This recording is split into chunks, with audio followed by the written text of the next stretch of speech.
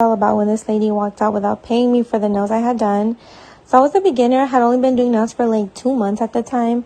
And this lady, she's actually someone's mom that I went to high school with. She asked me for this super complicated set. They were long. There was so much bling. One finger on each hand was all the way blinged out. There was all these designs that at the time I hadn't mastered yet because obviously, I was a beginner. And I did disclose that to all of my clients. Everyone knew that I had just started doing nails. I would assume that if you know that, your expectations shouldn't be that high. But this lady was like super picky. She complained about like almost everything. Anyway, when it came down to pay, this lady, first of all, she argued the price. I had only charged her like $45 and it was so much work and so many products that I used. And after arguing the price, she really said she didn't have her wallet. And I was like, girl. So she says she doesn't have her wallet, and I'm like, okay, well, I have Cash App, Zeller, Venmo, and she was like, oh, my phone isn't really working right now, even though she was on it like the entire time. But I'm like, okay, girl, if you were broke, like you could have just said that. And she was like, my daughter's waiting for me outside. And I'm like, okay, well, I still need to get paid. So she was like, do you mind if I run to the bank very quickly and I'll come back and I'll pay you? And I was like, I mean, I guess I don't really have another option. It's not like I can hold you hostage or anything. And I used to be very naive and I used to give everyone the benefit of the doubt. But I learned my lesson very quickly because people will take advantage of you. So basically, I never saw this lady ever again. I did have her daughter's number, so I messaged her and called her multiple times. She always ignored all of my calls, but at first she would text me back saying that I was lying, and I'm like, girl, why would I lie? And then after like a week, she kept just giving me the runaround saying her mom would pay me, but long story short, she never did.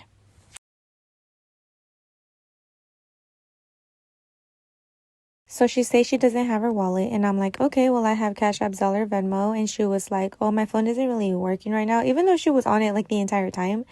But I'm like, okay, girl, if you were broke, like you could have just said that. And she was like, my daughter's waiting for me outside. And I'm like, okay, well, I still need to get paid. So she was like, do you mind if I run to the bank very quickly and I'll come back and I'll pay you? And I was like, I mean, I guess I don't really have another option. It's not like I can hold you hostage or anything. And I used to be very naive and I used to give everyone the benefit of the doubt. But I learned my lesson very quickly because people will take advantage of you. So basically, I never saw this lady ever again. I did have her daughter's number, so I messaged her and called her multiple times. She always ignored all of my calls, but at first she would text me back saying that I was lying, and I'm like, girl, why would I lie? And then after like a week, she kept just giving me the runaround saying her mom would pay me, but long story short, she never did.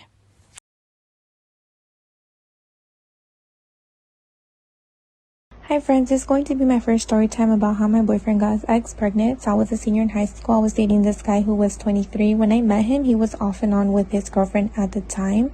And I was always there like a rebound because I was young, dumb, and naive. Anyway, long story short, we ended up dating for about 3 months. And literally no one knew that we were dating. Like he always kept me a secret, which was such a huge red flag. But we get invited to a party, so we obviously go together. And there were some mutual friends who knew his ex-girlfriend. So they obviously told him that we were dating, and all of a sudden 2 days after the party she messages him that she's pregnant. So I'm like, what the hell, did you cheat on me? Because we've been together for like 3 months and all of a sudden she's pregnant. So he takes her to the clinic and turns out that she actually was. So my boyfriend takes his ex to the clinic behind my back actually, and he supposedly confirms that yes, she was pregnant, so he breaks up with me. And I was so heartbroken. I was so dumb. Anyway, fast forward 6 months later, I'm in college and I get a call from a random number. I immediately recognize his voice. And he was trying to sweet talk me, talking about, can I go see you or whatever? And I was like, no. I was like, don't you have a whole child you need to worry about? So, girl, he literally said, oh no, she faked the pregnancy. And I was like, what? Didn't you go with her? Like, make it make sense. And he was like, so no, I actually didn't go to the clinic with her that day. We just met up and made up, and I kind of took her word for it. And I was like, wow, what a piece of shit. So anyway, long story short, she actually does end up pregnant by him maybe like a year after that. And to this day, he's still trying to get my attention. He's still in my DMs. He gets blocked every time.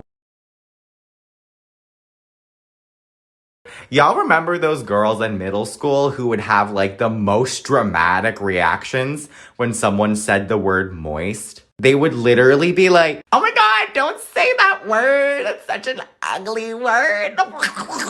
But then they would proceed to like make fun of the quiet kids during lunchtime. And they would be like, oh my God, you're so quiet. Like, why don't you ever talk? Like, did you want me to meow at you or something, you vanilla wafer looking ass cunt?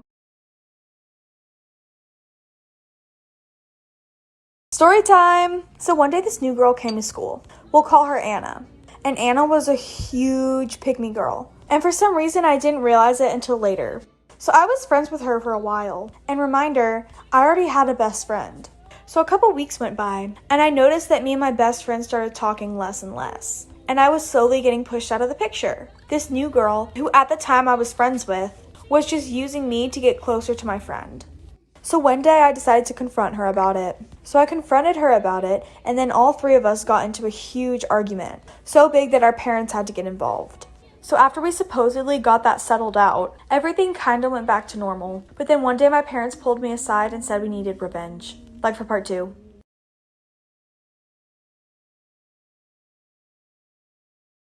Part 2. So we got into this big argument, and we ended up having to get our parents involved. After a while, things seemed to settle down a little bit. But then one day my parents pulled me aside and said we needed to get revenge. I had never heard anything like this from my parents before, so I was pretty shocked. My mom came up with this plan for me to stay friends with her so that I could gather all sorts of dirt on her. And then when she dropped me as a friend, then we would expose her. So everything went according to plan. I was friends with her for a couple months after that. Oh, and my best friend and her parents were also in on this. So then when she got super toxic and ended up dropping us, we exposed her big time. She ended up leaving the school, and everything went back to normal like she never even existed. The end. Story of the time I got caught up. Trigger warning, if it's not triggering you hearing it, it's triggering me telling it. So as you guys know, when I was 12, I started dating a 16-year-old. We dated for about 2.5 years. We were over 4 years apart, so when we broke up, I was 14 and he was 19. I've always felt so much guilt that this situation was my fault. And in one way or another, it is. But if my little cousin was dating somebody that was that much older than them, I don't know. But anyway, my relationship with him was incredibly harmful. He wouldn't let me wear certain clothes, so much so that he would wait for me outside the school bus to make sure that I wasn't wearing leggings or a belly shirt to school. He never let me go on social media. I had to stay on the conversation with him so that our messages said read right away. Our relationship was so incredibly toxic that it pushed me away from him. But I was scared of him and I was scared to leave him. So I'm not proud to say this, but I ended up talking to another boy. And that other boy's ex-girlfriend ended up being best friends with my ex-boyfriend's cousin. So when his ex-girlfriend found out about me, so did he. So he decided to set me up like for part 2. Story time about how I simped over the pizza delivery guy. One weekend, my friends and I were having a girls' night sleepover. Girls' night always means movies, snacks, gossip, and pizza. We called our local pizza place and put in an order for way more food than we actually needed, as we always do. Our order was running late that night, and we were starting to get mad because we ordered over an hour and a half ago. The girls and I started joking about how we were going to tease the delivery guy for taking so long. We weren't going to be mean, of course, no Karens in my group, but we were getting hangry. Just as we were complaining about where the food was, the doorbell rang. We all ran to get the door, and when we opened it, I almost fainted. The most gorgeous guy ever was standing there with our now cold pizza. This guy didn't look like your typical everyday pizza delivery guy. He had a young Brad Pitt look going on, and I was into it. When he told me the total, I just stared at him speechless for a good 10 seconds. I paid the model pizza man and he left without me being able to say a single word from being so nervous. I told my friends that I had a crush and they started hyping me up, telling me that I should have totally gotten his number. They told me that he was eyeing me back, but I didn't see it. I was thinking about him all night and regretting not shooting my shot. I know it sounds crazy, but the very next night I called the same place and ordered another pizza for Part 2 of how I simped over the pizza delivery guy. I had to see this guy again, so the next night I mustered up the courage to call the same place and order another pizza for delivery. I spent a good 3 hours getting ready before calling because I wanted to make sure I was looking fine. I put on my best outfit, had a full face of makeup and everything. The time came and the doorbell rang. My heart started racing, so I took a deep breath and opened the door. I was instantly disappointed when I saw a different guy at the door with my delivery. I spent the whole day getting ready and rehearsing what I was going to say, only for it to be a different guy. I was so sad, I decided to eat my feelings and ate half of the pizza by myself while watching The Notebook. The next day, I woke up and decided that I was going to try again. There's no way I could strike out twice. I called up and put in another order for the 3rd day in a row. The doorbell rang an hour later and it wasn't my crush again. At this point I was in too deep to quit now, so the next day I called in and placed another order for the 4th day in a row. My fridge was so full of pizza that if it wasn't him this time I was going to scream. Sure enough, I opened the door and it was him. He ended up speaking first and said, "Wasn't I here a few days ago? You must really like our pizza." My heart was racing, but I told him the truth and put it all out there. He gave me a weird look and told me he was engaged and quickly left. In the end, I was stuck with a week's worth of pizza, a bruised ego, and a broken heart.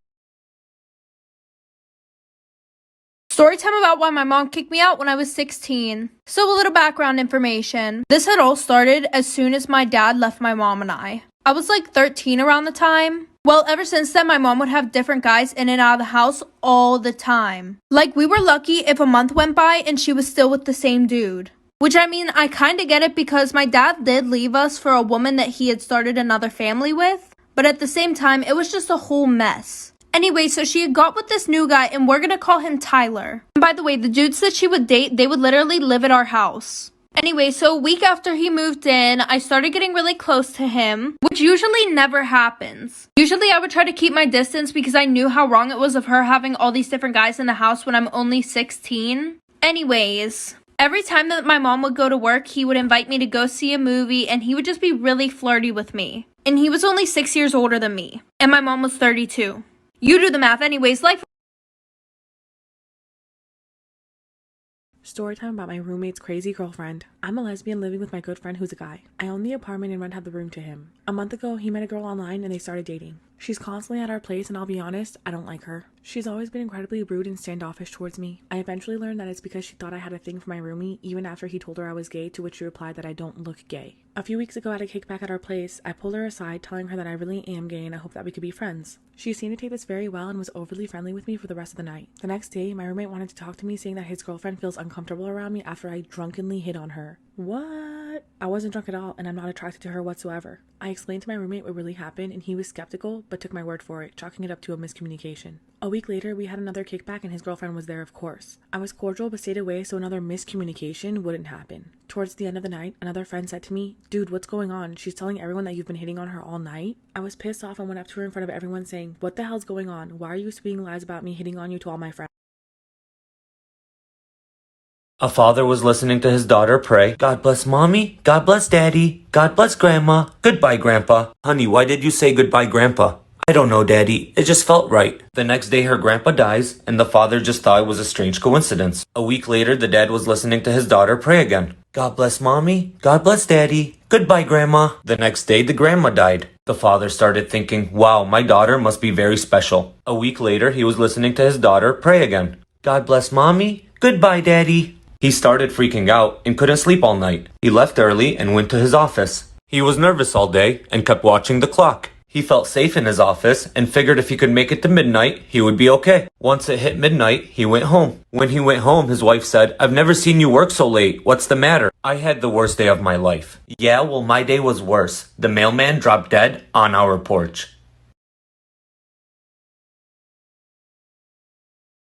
Story time. Someone tried to murder me on a school trip. So during my senior year, I started talking to this guy that we can call Tyler.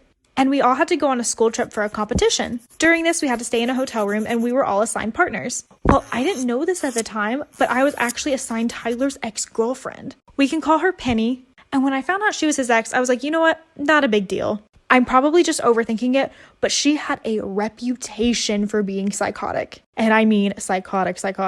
Since we were all in close quarters, it didn't take her long to figure out that I was talking to her ex, and she went crazy on me. She basically threatened me by saying that if she ever saw me with him again, I wouldn't be coming home to my family.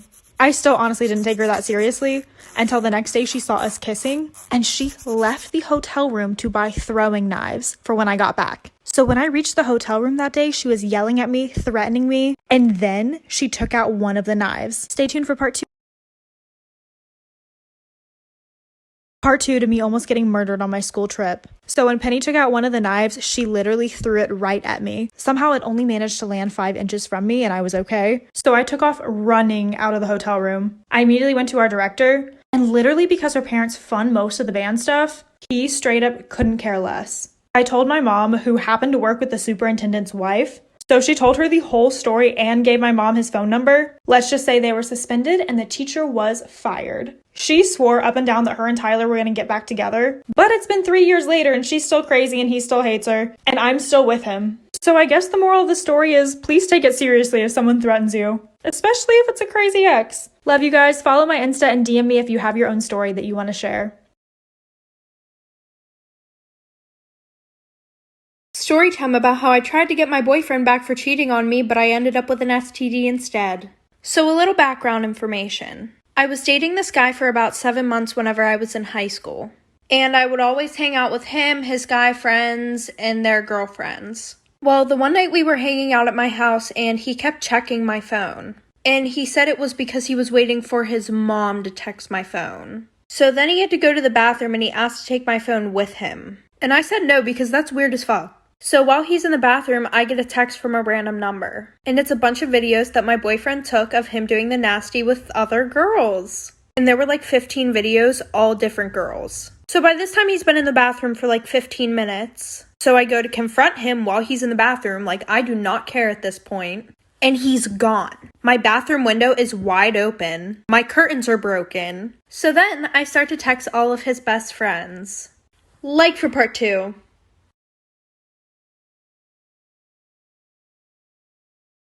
Part 2. So it turns out the person who sent it to me was one of the girls in my friend group. So at that point, every single person in that friend group was dead to me and I needed to get every single one of them back. So like I said, I started texting all my ex's best friends and I asked every single one of them if they wanted to hook up. 4 of them said yes, the other 3 just blocked me. And the 4 who said yes all had girlfriends in our friend group. Well, the girls in my friend group had no idea, so they invited me to their party. And at that party, it was my mission to do the dirty with every single one of those guys. Well, there was this bathroom in the basement, which nobody knew about except the girl whose house it was. So one after the other, I did the dirty with every single one of them in that bathroom. And I made sure to snap a picture or take a video, so that way I could send it to my boyfriend. I know, I'm crazy, get over it. Well, in the morning, my ex's closest best friend came over. Well, I did the dirty with him too, because my ex hated him being around me, because he was known for screwing other people's girlfriends.